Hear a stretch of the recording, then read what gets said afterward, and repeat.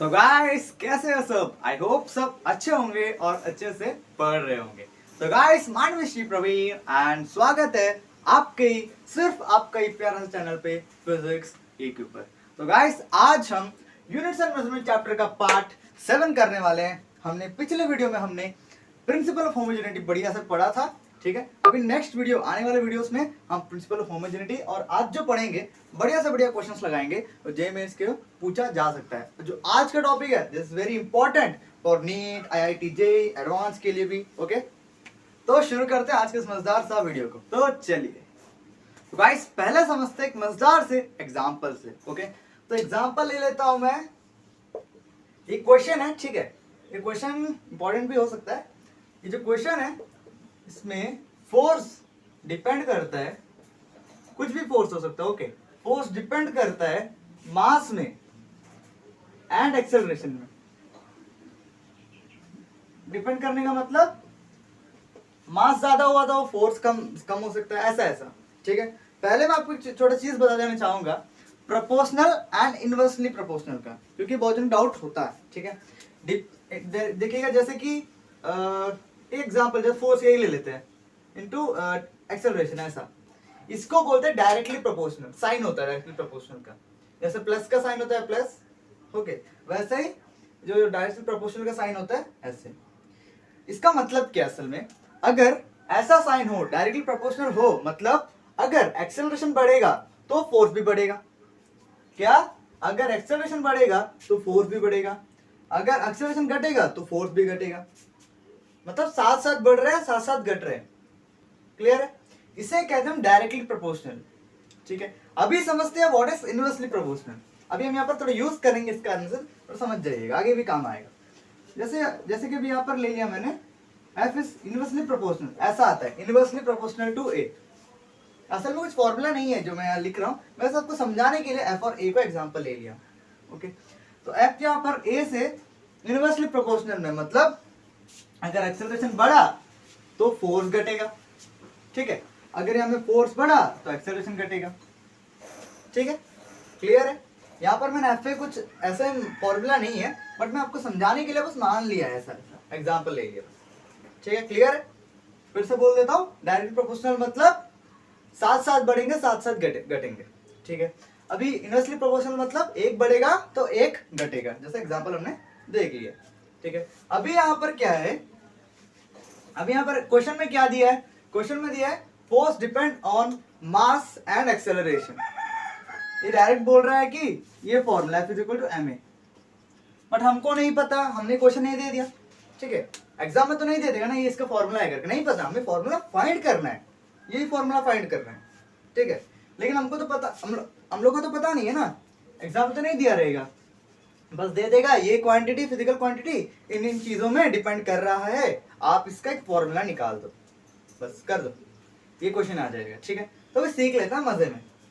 तो गाइस अभी ये क्वेश्चन में देखिएगा, फोर्स डिपेंड कर रहा है किसके साथ, डिपेंड मतलब अगर वो घटेगा तो बढ़ेगा, ठीक है। अगर वो बढ़ेगा तो साथ साथ बढ़ेंगे, तो साथ साथ घटेंगे, ठीक है। उसको डिपेंडेंसी बोल रहा है, डिपेंड कर रहा है कि नहीं, समझ में आ रहा है डिपेंड करने का मतलब, ओके।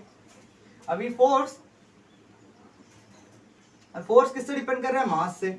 मास को m ले लेता हूं, ठीक है, ओके। एंड देन दूसरा क्या है, और एक चीज, अब मास है, मास का पावर में क्या है, पावर मास का पावर में हम x मान लेते हैं, qx मान लेंगे।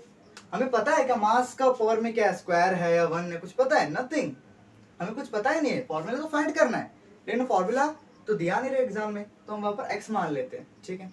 और then force is directly proportional to acceleration, y मान लेते हैं, ओके। क्लियर है? ये दो हो गया। अब इसको कंबाइनली हम लिख सकते हैं, कंबाइनली हम देखिए ऐसे लिख सकते हैं, F इज इक्वल्स टू बोल रहा हूँ, F is directly proportional to mx ay, लिख सकते हैं, ओके। अभी यहाँ पर सुनने का चीज, ध्यान सुनिएगा, और एक चीज कॉपी और पेन निकाल के बैठिएगा, जो भी मैं निकाल रहा हूँ साथ साथ नोट करते रहिएगा, ठीक है। F क्या है, F को हम क्या करते हैं, अभी ध्यान से देखिएगा, ये प्रोपोर्शनल साइन में हमें अभी क्या करना है, मुझे इक्वल टू लाना है। इक्वल लाने के लिए, इसको चेंज करने के लिए इक्वल में, तो हम एक कांस्टेंट से मल्टीप्लाई करते हैं। फिर से सुनिएगा, अगर हम प्रोपोर्शनलिटी साइन को हटाने के लिए वहां से इक्वल करने के लिए ना हम एक कांस्टेंट का यूज करते हैं। कांस्टेंट का मतलब वो कभी चेंज होगा नहीं, वेरिएबल मतलब जो चेंज होता रहता है। ठीक, अलग सा है, थोड़ा सा याद रखिएगा। ठीक है, हम लोग प्रोपोर्शनलिटी साइन हटाने के लिए एक कांस्टेंट से मल्टीप्लाई करेंगे और इक्वल टू। क्लियर है यहां तक? बढ़िया। तो अभी यहां पर हमने पिछले वीडियो में क्या पढ़ा? Principle of homogeneity. उसमें क्या था? अगर ऐसा कोई क्वांटिटी ऐड में है, सब्ट्रैक्ट में है, मतलब उन दोनों का जो डायमेंशन होगा वो इक्वल होगा, तभी तो है ऐड में। और ये भी और एक डेफिनेशन हो सकता है, कोई फिजिकल क्वांटिटी तब भी ऐड या सब्ट्रैक्ट हो सकता है जब उन दोनों का जो डायमेंशन होगा तो वो इक्वल होगा। ठीक है, यहाँ पर काम आएगा उस चीज का। अभी आप बोलोगे कहां पर ऐड में है? ये तो मल्टीप्लाई में है, ये तो इक्वल में है। अभी देखिएगा नेक्स्ट हम क्या करता हूं मैं, f माइनस के ऐसा लिख सकता हूं ना, माइनस में आगे इज इक्वल्स टू 0। अभी जो इक्वल कर सकते हैं, ठीक है ना?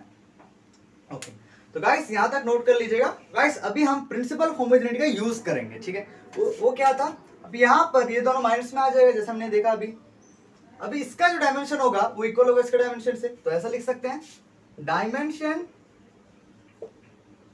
Of f is force is equals to the dimension of this mass and acceleration। ठीक है, क्लियर है? बढ़िया से। सॉरी, मास के ऊपर कौन है यहाँ पर? x है, एक्सेलरेशन का y है। k का k नहीं लिखा, k इज कांस्टेंट। कांस्टेंट का तो क्या होता है? 0। और एक चीज है, कांस्टेंट का यूनिट नहीं है, इस कारण से इसका 0 है। बट कांस्टेंट का भी डायमेंशन होता है, हमने पढ़ा है। यस, तो अभी चलिए करते हैं। इसका डायमेंशन क्या होता है? फोर्स का फॉर्मूला मास इनटू एक्सेलरेशन। ठीक है, अभी आपको लग रहा होगा यही फाइंड कर रहा हूं, इससे निकाल रहे हैं इसका डायमेंशन। अभी आपको कुछ डाउट तो आएंगे, टेंशन नहीं लेना, ध्यान से सुनिएगा। अभी मैंने आपको ऐसे एक एग्जांपल दे दिया, एकदम सिंपल एग्जांपल यहाँ पर मैंने दे दिया। ठीक है, अभी ऐसे ही जो क्वेश्चंस एडवांस में पूछे जाते हैं ना, सही तगड़ा मजेदार वाला क्वेश्चन होता है। कैसे? कुछ भी दे देगा और कुछ से भी इक्वल डिपेंड करा देगा। ठीक है, अगर दे देता है फोर्स डिपेंड करता है मास, एक्सेलरेशन, रेडियस से, हाइट से, ऐसा कर दे देगा। अब तब उसको करना है, तो आपको उस टाइम तो ये फॉर्मूला नहीं निकलेगा, तब आपको फोर्स का याद रहना, फोर्स का ये होता है। और एक चीज, दुनिया में कितना भी फोर्स हो, मैंने आपको बोला है दुनिया में कोई भी फोर्स हो, सबका डायमेंशन एक ही होता है। और दुनिया में कितना भी एनर्जी मतलब हीट एनर्जी हो गया, थर्मल एनर्जी हो गया, सब एनर्जी का जो यूनिट होता है, यूनिट और जो डायमेंशन होता है वो सेम होता है। ठीक है, अभी यहाँ पर जो फोर्स है, फोर्स का क्या बनेगा? इसका यूनिट मास का केजी, एक्सेलरेशन का मीटर पर सेकंड स्क्वायर बनेगा ना? ठीक है, अब यहाँ पर डायमेंशन फॉर्मूला कैसा निकलेगा इसका? m, केजी का m होता है, मीटर का l होता है एंड सेकंड का t होता है, तो t to the power -2। Clear है वहां तक? तो यहाँ लिख देते हैं m l t to the power -2 is equals to, ठीक है, dimension of m is mass का डायमेंशन m होता है, तो mx हो गया। ठीक है, तो एक्सेलरेशन l का ऊपर कौन है? y है। ऐसा नहीं करिए, l t to the power -2 acceleration का पूरा होल में इस किससे इंटू हो रहा है? ओ सॉरी, अभी देखिएगा ऐसा बन जाएगा। ठीक है, क्यों इससे इस तरह मैंने लिखा? क्योंकि एक्सेलरेशन क्या होता है? मीटर पर सेकंड स्क्वायर, इसका l t to the power -2 होता है, तो पूरा से इंटू होगा। तो कैसे बनेगा बाद में? ये mx l से y इंटू करेंगे, l to the power y and t to the power 2 y। Clear है यहाँ तक? ठीक है, दोनों को डब्बे में बंद कर देंगे। अभी नेक्स्ट क्या? अभी m के ऊपर कुछ नहीं है का मतलब क्या है? वहां पर 1 है। ठीक है, क्लियर है। अभी यहाँ पर क्या करना है, ध्यान सुनिएगा, यहाँ तक नोट कर लीजिए पहले। 1 2 3 नोट हो गया? ठीक है, तो अभी देखिए यहाँ पर ये m है, वहां पर भी m है। ठीक है, इक्वल है। ठीक है, यहाँ देखिए साइड में देखिए मैं क्या करता हूँ, ये m है, यहाँ पर m है, दोनों इक्वल है, तो इक्वल कर देते हैं mx और m1। ठीक है, यहाँ तक समझ में आया? मैंने क्या किया यहाँ पर, m और m को मैंने इक्वल कर दिया, कर सकते हैं ना, वाई नॉट, कर सकते हैं। और यहाँ पर ly, ठीक है, इज इक्वल्स टू यहाँ पर l टू द पावर 1, यहाँ पर t to the power 2y यहाँ का इज इक्वल टू यहाँ पर t to the power -2। Clear है यहाँ तक? ठीक है। अभी यहाँ पर आपको क्या करना है, यहाँ पर आपको एक्स वाई जेड का यहाँ पर, पर एक्स जेड तो नहीं है, एक्स वाई का यहाँ पर आपको वैल्यू फाइंड करना है। मतलब यहाँ पे क्या करना है आपको, ये दोनों का पावर ना मैच करना चाहिए, दोनों का पावर मैच करना चाहिए, तभी तो इक्वल करेंगे। तो क्या करना है हमें, ये m अभी x का वैल्यू क्या आ गया, यहाँ का पावर इक्वल है तो इसका पावर भी इक्वल होगा, इक्वल है। अभी देखिएगा 2 to the power 2, 2 to the power 2 कितना होता है, दोनों इक्वल टू 4 होता है। अगर यहाँ पर 3 होता तो इक्वल क्या हम बोल सकते थे, नहीं बोल सकते थे। तो यहाँ पर भी वैसे हम इक्वल करें, मतलब इसका पावर भी सेम होगा। तो यहाँ पर हमें क्या करना है, इस x का वैल्यू फाइंड करना है, तो इस दोनों का पावर भी इक्वल होगा। तो x इज इक्वल टू 1 आ जाएगा, दोनों का पावर इक्वल है, इसका x इज इक्वल टू 1 निकल गया, x का वैल्यू 1 आ गया। कोई डाउट? फिर से देखिएगा, मैंने यहाँ पर क्या किया, जो डायमेंशनल फॉर्मूलास है MLT इक्वल मैंने कर लिया दोनों को, ठीक है। तो अभी जैसे कि कोई पावर कुछ भी फिजिकल वर्ड इक्वल में है तो उन दोनों का पावर भी इक्वल होगा, तो उन दोनों को पावर के इक्वल करते हैं तो x का वैल्यू 1 आ गया, ठीक है।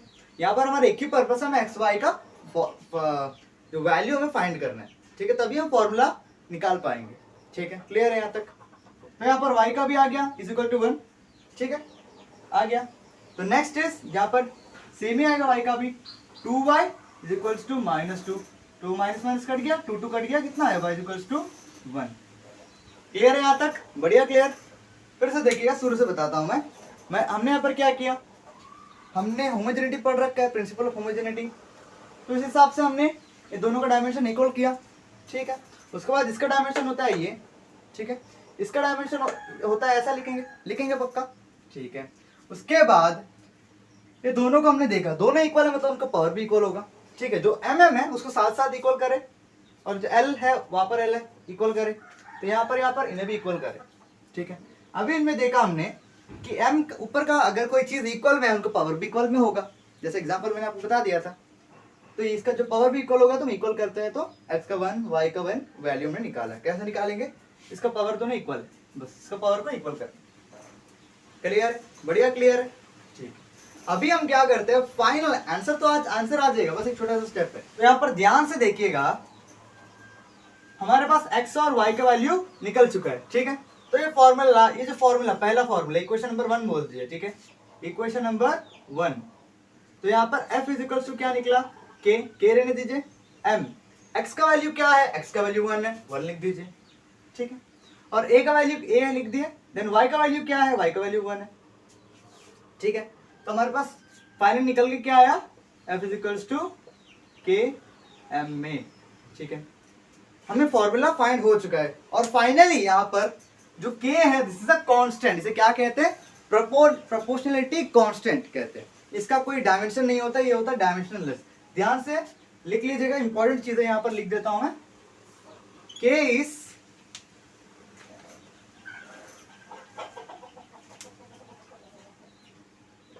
Dimensionless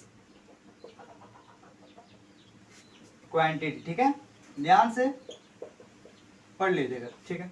this is a dimensionless quantity k, और k को हम बोलते हैं dimensionless quantity and proportionality constant कहते हैं। जब एक्सपेरिमेंटली हमें यहाँ तक निकाल सकते हैं, हमें k का वैल्यू डायमेंशन के हेल्प से नहीं निकाल सकते। एक ही लिमिटेशन है डायमेंशन एनालिसिस का, वो यह है कि जो k आता है कांस्टेंट, उसका हमें वैल्यू उससे नहीं निकाल पाते हैं। जो k का वैल्यू एक्सपेरिमेंट करके निकालते हैं, ठीक है।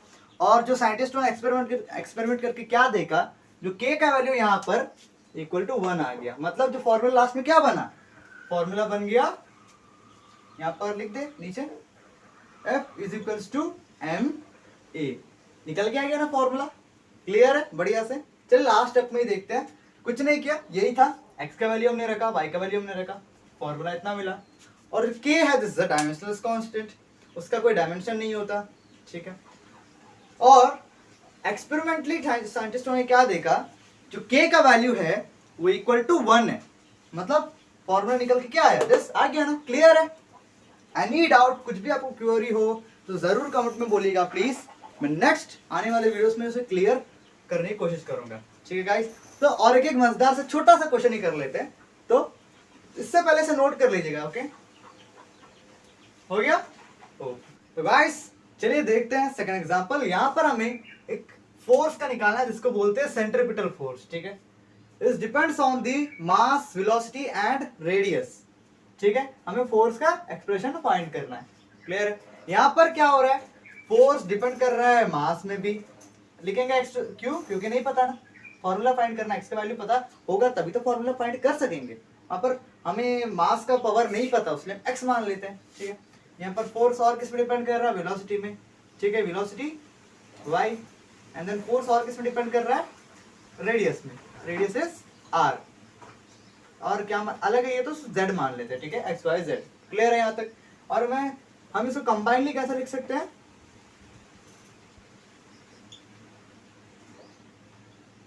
ऐसा लिख देते हैं कंबाइनली। देन उसके बाद प्रोपोर्शनलिटी साइन हटाने के लिए हम क्या रखते हैं, वहां पर एक कांस्टेंट रखते हैं, है ना। तो F is equals to K mx vy and r z, clear, r to the power z। यहाँ तक क्लियर है बढ़िया से सबको, एनी डाउट हो तो फिर से सुन लीजिएगा। फोर्स अभी किस में डिपेंड कर रहा है, मास, वेलोसिटी एंड रेडियस में डिपेंड कर रहा है, ठीक है।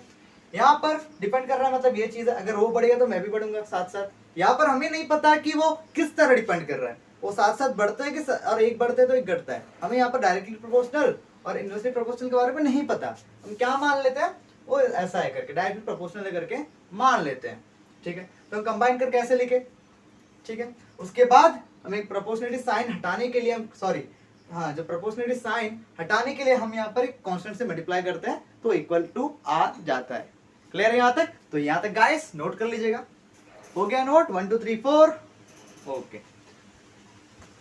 तो गाइस साथ साथ नोट करते रहिए। अभी यहाँ पर हमें क्या करना है, यहाँ पर हम द प्रिंसिपल ऑफ होमोजेनिटी की मदद से हम इसका जो फॉर्मूला निकालेंगे किसका, फोर्स का, ठीक है। तो चलिए करते हैं। तो यहाँ पर ध्यान से देखिएगा, इसका जो फोर्स का डायमेंशन होगा उससे इक्वल होगा इससे। यहाँ पर देखिए एक्सप्रेशन ऐसा निकला हमारे पास। अभी हम प्रिंसिपल ऑफ होमोजेनिटी के हेल्प से इन दोनों का डायमेंशन फॉर्मूला सेम होगा, तो हम ऐसा लिख सकते हैं, D मतलब dimension, okay, dimension of force is equals to dimension of m x v y and r to the power z, clear है यहाँ तक बढ़िया से सबको, ओके। तो फोर्स का डायमेंशन क्या होता है, m l t to the power -1 -2। कैसे, फोर्स का कोई भी फॉर्मूला उठा दो फोर्स का, अब दुनिया में कितना भी फॉर्मूला हो फोर्स का, ठीक है, ग्रेविटेशनल फोर्स हो या नॉर्मल कुछ भी फोर्स हो ना, वो सबका जो डायमेंशन होगा वो इक्वली आने वाला है, ठीक है। तो यहाँ पर जो फोर्स का डायमेंशन सोचे, एक फॉर्मूला उठा लेते हैं एमए से, जो पिछला हमने फाइंड किया था। एमए क्या है, M is what, M is mass, ठीक है। ए इज एक्सेलरेशन का यूनिट होता है मीटर पर सेकंड स्क्वायर, तो मीटर का हो गया एल, सेकंड का हो गया क्या आता है, टी टू द पावर -2, ठीक है। फोर्स का ये आ गया, क्लियर है। यहाँ पर रख देते हैं M L T to the power -2। कोई भी आपको क्वेरी कुछ डाउट हो जरूर यार, जरूर कमेंट पे बोलिएगा, ठीक। अभी यहाँ पर नेक्स्ट डायमेंशन ऑफ दिस, यहाँ पर कैसे बनेगा, एम इज मास, मास का यूनिट केजी, केजी का डायमेंशन फॉर्मूला कैपिटल एम, तो एम एक्स। तो वी इज वेलोसिटी, वेलोसिटी का यूनिट क्या होता है, मीटर पर सेकंड। कैसे, वेलोसिटी का formula displacement by time, displacement का मीटर और टाइम का सेकंड हो तो ऊपर जाएगा तो ऐसा निकलेगा, ठीक है। तो इसका यूनिट क्या निकलेगा, dimensional formula L T to the power -1 निकलेगा ना, ठीक है। तो यहाँ पर रख देते हैं L T to the power -1 bracket के बाहर पे 1, क्लियर है यहाँ पर, यहाँ तक। रेडियस, रेडियस क्या होता है, एल, रेडियस एल होता है, ठीक है। तो z, क्लियर है यहाँ तक, बढ़िया से क्लियर है, ठीक है, ठीक। अभी क्या करना है, कुछ नहीं, बस इक्वल कर देना है ना, चलिए इक्वल कर देते हैं। तो यहाँ पर पहले इसे थोड़ा सिंप्लीफाई कर देते हैं, M L T to the power -2 is equals to यहाँ पर m to the power x, इधर यहाँ पर अंदर मल्टीप्लाई होगा, y के साथ भी जाएगा और t के साथ भी जाएगा, तो l y, ठीक है, then t to the power -y, ठीक है। और उसके बाद यहाँ पर l 2 है तो इनटू होगा, l 2 है तो एक साथ लिखेंगे और जो पावर होगा वो ऐड होगा ना ऐड, तो कैसे आ जाएगा यहाँ पर y प्लस z, ठीक है, क्लियर है। ठीक है, अलग स्टेप में दिखा देता हूं मैं कैसे आएगा। तो यहाँ पर ऐसे बनेगा, then l to the power z, ठीक है। और देखिए x इंटू एक्स हो तो कैसे लिखते हैं हम, x1 x और दोनों का पावर को हम ऐड करते हैं तो क्या बनता है, एक्स स्क्वायर बनता है। वैसे तो l है तो दोनों का पावर ऐड होगा तो कैसे बनेगा, m x l y plus z then t to the power minus y बनेगा ना, कोई डाउट? ठीक है, कोई डाउट नहीं। अभी यहां पर क्या करना है, फाइनल कुछ नहीं, बस इन दोनों का जो पावर इक्वल कर दो, m x m, ठीक है, then l y plus z is equals to m l, then t to the power minus y is equals to t to the power minus 2, ठीक है, क्लियर है यहाँ तक। अभी नेक्स्ट यहाँ पर क्या करना है, यहाँ पर y का वैल्यू, x का वैल्यू क्या निकल के आया, x का वैल्यू है यहाँ तक 1 आया, ठीक है। देन ये इक्वेशन बनेगा y plus z is equals to 1, रहना तो ऐसे इसको। देन यहाँ पर t का क्या निकल के आया, सॉरी जो y का क्या निकल के आया यहाँ पर, minus y is equals to minus 2, कितना आता है यहाँ पर, कितना आएगा, दोनों कट जाएगा, कट के y इज इक्वल्स टू 2 यहाँ पर हमें मिल गया। क्लियर है यहाँ तक, बढ़िया से, ओके। तो गाइस अभी लास्ट क्या बच गया, यहाँ पर z का बाकी है, तो y का जो है यहाँ पर, y का मिल गया, यहाँ पर लिख देता हूँ मैं, x का मिल गया यहाँ पर 1, y का मिल गया यहाँ पर 2, ठीक है। अभी लास्ट बच गया z का कैसे निकालेंगे, z का निकालेंगे, y का है, इक्वेशन में y है, y का जो वैल्यू रख दो z का निकल जाएगा, क्लियर है। यहाँ पर z is equal to 1 minus y निकलेगा, सही है, हाँ ठीक है निकलेगा। अभी यहाँ पर z is equal to 1 minus y का वैल्यू 2 रख दो, तो z is equal to minus 1 यहाँ पर निकल के आया, क्लियर है। तो z का वैल्यू क्या आ गया, z का वैल्यू आ गया -1, ठीक है। कुछ नहीं करना है, लास्ट में सबको उठा के इस फॉर्मूला में पुट कर देना है, फिर आंसर हमारा निकल के आ जाता है। तो चलिए, तो गाइस अभी हमें क्या रखना है, सिर्फ एक्स वाई जेड का वैल्यू पुट कर दो, आंसर निकल के आ जाएगा, ठीक है। तो चलिए करते हैं, f is equals to k, k क्या है, k is a constant of proportionality, और ये एक्सपेरिमेंटली फाइंड किया जाता है, और इसका जो वैल्यू हम नहीं फाइंड कर सकते, किसके हेल्प से, डायमेंशन के हेल्प से। अगर कोई पूछता है कभी what is the limitation of dimension analysis, तो क्या है, that does not find the value of constant, जो प्रोपोर्शनलिटी कांस्टेंट लगाते हैं उसका, ठीक है।